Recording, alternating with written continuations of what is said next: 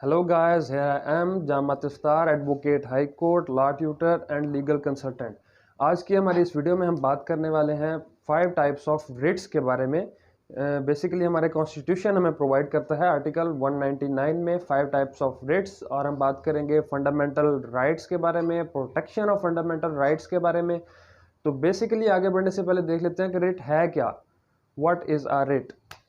तो सपोज़ कीजिए अगर हम कहीं पे भी कोई सोसाइटी में या कहीं पे भी प्लॉट लेते हैं, तो अगर हम उस पर बाउंड्री वॉल नहीं कर सकते या कंस्ट्रक्शन नहीं कर सकते तो हमारे उस प्लॉट लेने का क्या फ़ायदा।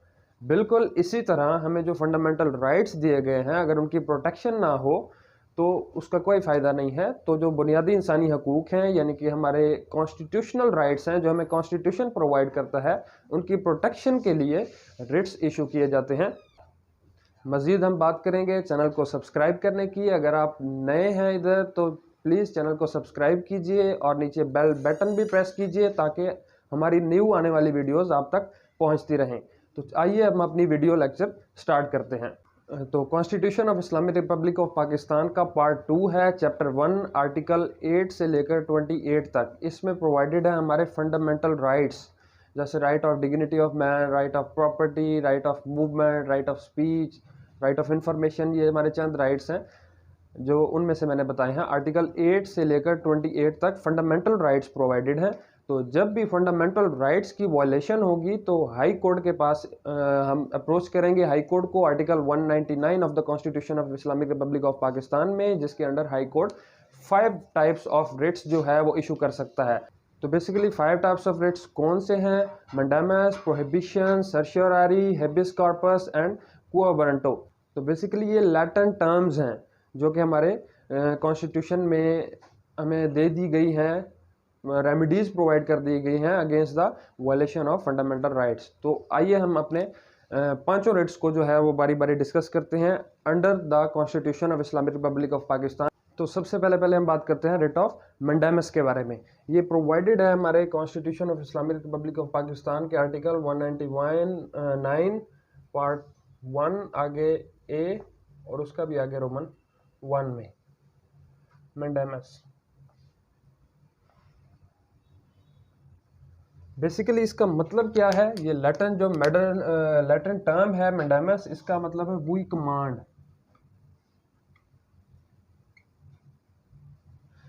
इन simple words you can say that जब कोई भी इदारा, कोई भी गवर्नमेंट इदारा या कोई भी इदारा हो सकता है, वो अपना कानूनी ज़िम्मेदारी अपनी पूरी ना करे तो उसके अगेंस्ट ये हम रिट ऑफ मंडामस जो है वो कर सकते हैं। मैं आपको सिंपल सी एग्जांपल देता हूँ। अगर आपने गैस का मीटर लगवाने के लिए आपने एप्लीकेशन दी है, सालों गुजर गए हैं, आपके बाद जिन्होंने एप्लीकेशंस दी उनके मीटर लग गए हैं, आप बार बार अप्रोच कर रहे हैं उनको, गैस अथॉरिटीज़ को, उनके एसडीओ को, आगे एक्सीएंस को, लेकिन वो आपका मीटर नहीं लगा रहे, तो रिट ऑफ मंडामस आप कर सकते हैं सुई नॉर्दर्न गैस अथॉरिटीज़ के खिलाफ। इसमें हाई कोर्ट उनको कमांड करेगा। कमांड किसको करनी है? पब्लिक अथॉरिटीज़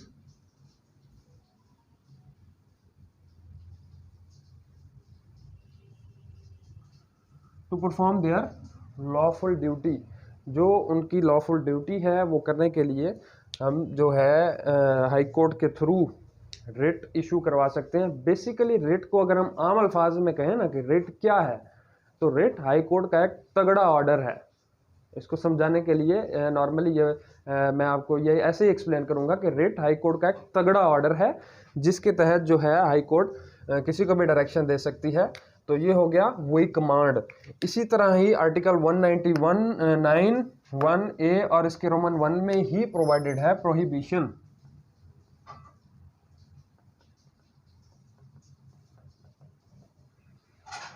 अच्छा, ये दोनों मिलते जुलते हैं। वो कैसे? प्रोहिबिशन में high court can refrain from doing.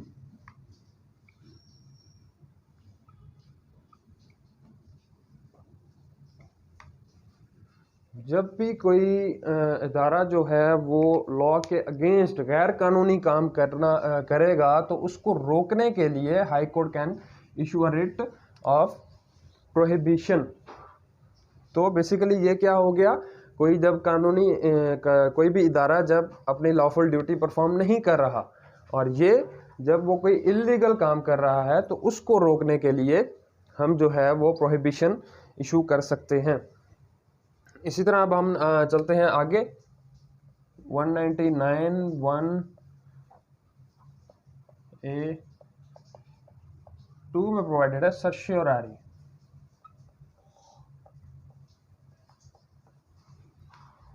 اور یہ دونوں آپس میں ریلیٹڈ ہیں، سرشیوراری اور پروہیبیشن. آپ نے ایک سمپل سی کہاوت ہے کہ prevention is better than cure, کہ جب بھی کہتے ہیں نا کہ بیماری اگر لگ جائے تو اس کا کیور ہوتا ہے، لیکن اگر آپ بیماری سے بچنا پہلے سے ہی چاہتے ہیں، سپوز سردی سے بچنا چاہتے ہیں تو آپ گرم کپڑے اوڑھیں گے تو پریونشن کریں گے. تو پریونشن ہمیشہ بیٹر ہوتی ہے کیور سے. کیور کب ہوتا ہے؟ جب آپ بیمار ہو گئے، لیکن جب تک آپ بیمار نہیں ہوئے تو تب تک پریونشن ہی ہوگی. اسی طرح جب بھی اگر کسی کورٹ کا اگر ججمنٹ نہیں آیا،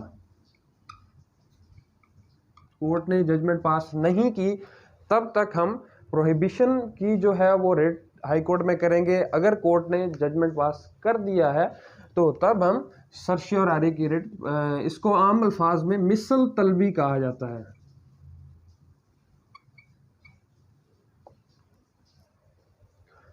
ہائی کورٹس جو ہے اپنی ریویژنل جورسڈکشن میں اور ریٹ جورسڈکشن میں بھی لوور کورٹس سے ان کی فائلز جو ہے وہ طلب کر سکتی ہیں اور چیک کر سکتی ہیں کہ لوور کورٹس نے اپنا فیصلہ ٹھیک سے کیا ہے یا نہیں.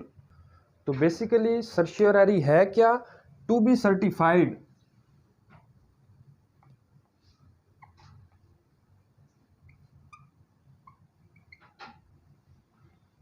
اب ہائی کورٹ نے جب بھی لوور کورٹ کی جو ہے وہ فائل جو ہے وہ طلب کرنی ہے اپنے پاس ریٹ آف سرشیوراری میں، تو اس میں اس نے دیکھنا ہے کہ اس کا جو فیصلہ ہے کیا وہ لافل ہے، آئدر اٹ از لافل اور ناٹ. اگر وہ لافل ہوگا تو ہائی کورٹ اس کو مینٹین رکھے گی، اگر وہ لافل نہیں ہوگا تو ہائی کورٹ اس کو جو ہے وہ کویش بھی کر سکتی ہے، اس کو سیٹ اسائڈ بھی کر سکتی ہے. لافل کیسے نہیں ہوگا؟ اس میں آگے آ جاتی ہیں ایکسیس آف جورسڈکشن ہو سکتی ہے،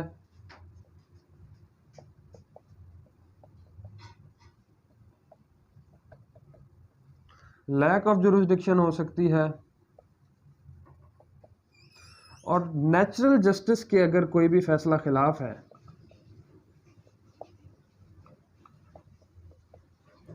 تو تب بھی وہ ان لافل ہوگا. تو ہائی کورٹ نے سرشیوراری میں بیسیکلی کیا دیکھنا ہے؟ لوور کورٹ کی مثل طلب کروا لینی ہے، فائل طلب کر لینی ہے اور اس کو چیک کرنا ہے کہ either it is certified by law or not. اگر سرٹیفائڈ نہیں ہے تو ہائی کورٹ اس کو سیٹ اسائڈ کر دے گا. آگے ہمارے پاس رہ گئی دو ٹرمز، 199 کا 1 آگے بی اور اس کے 1 میں پرووائڈڈ ہے ریٹ آف ہیبیس کارپس. ہیبیس کارپس کے بارے میں تو خیر میں پہلے بھی بتا چکا ہوں، آپ لوگوں نے بھی پڑھا ہوگا، سنا ہوگا. ہیبیس بیسیکلی ہے کیا؟ اس کا مطلب ہے to have his body, to produce his body. High court نے جب بھی دیکھنا ہے کہ کسی کو اللیگلی ان لافلی ڈیٹین کیا گیا ہے، اللیگل ڈیٹینشن اس میں ضروری ہے. جب بھی اللیگل ڈیٹینشن ہوگی تو جس کی بھی اللیگل ڈیٹینشن ہوگی اس کا کوئی بھی شخص جا کر ہائی کورٹ سے ریٹ آف ہیبیس کارپس ایشو کروا سکتا ہے اس شخص کی ریکوری کے لیے ہو ہیز بین ڈیٹینڈ اللیگلی. وہ کوئی بھی اتھارٹی ہو سکتی ہے، پولیس والے جیسے نارملی تھانے بلا کے بٹھا لیتے ہیں اور پھر اس کے بعد پیش ہی نہیں کرتے، نہ گرفتار کرتے ہیں، تو اس میں یہ ہیبیس کارپس جو ہے وہ ضروری ہوتا ہے. اور فائنلی جو ہے ہم آ جاتے ہیں اسی طرح اس کے بی کے پارٹ 2 میں، یہ ہے quo warranto. تو بیسیکلی quo warranto ہے کیا؟ It is simply a question under what authority you are holding this public office. تو بیسیکلی جب بھی آپ کو کسی بھی عہدے دار پہ شک ہے کہ وہ اللیگلی اس سیٹ تک پہنچا ہے، فار ایگزامپل ریکروٹمنٹ ہوتی ہے گورنمنٹ آف پنجاب کی کسی بھی ڈپارٹمنٹ میں، پنجاب پبلک سروس کمیشن کے تھرو ہوئی یا محکمہ خود کی، اور آپ دیکھتے ہیں کہ آپ ایک شخص ایسا ہے جس نے نہ ٹیسٹ دیا، جس نے نہ انٹرویو دیا اور وہ اپوائنٹ بھی ہو گیا، تو آپ اس کے خلاف کو وارنٹو کی ریٹ کر سکتے ہیں کہ انڈر وٹ اتھارٹی آپ جو ہے اس کرسی پہ بیٹھے ہیں. میں آپ کو ہسٹری میں سے اگزامپل دوں تو پرویز مشرف کے خلاف ریٹ آف کو وارنٹو کی گئی تھی کیونکہ وہ آرمی چیف تھا. جب بھی کوئی انلیگلی یا ان لافلی کسی سیٹ پہ بیٹھے گا، نارملی جیسے M N A M P as کے خلاف ہوتا ہے، ان کے خلاف بھی یہی ریٹ کی جاتی ہے. تو بیسیکلی یہ 5 ریٹس ہیں: مینڈیمس، پروہیبیشن، سرشیوراری، ہیبیس کارپس اینڈ کو وارنٹو. مینڈیمس ہو گئی وہی کمانڈ، اس میں ہائی کورٹ کمانڈ دے سکتا ہے کسی کو بھی، کسی بھی ادارے کو، اور پروہیبیشن میں کسی بھی ادارے کو ان لافل کام کرنے سے روک سکتا ہے ہائی کورٹ.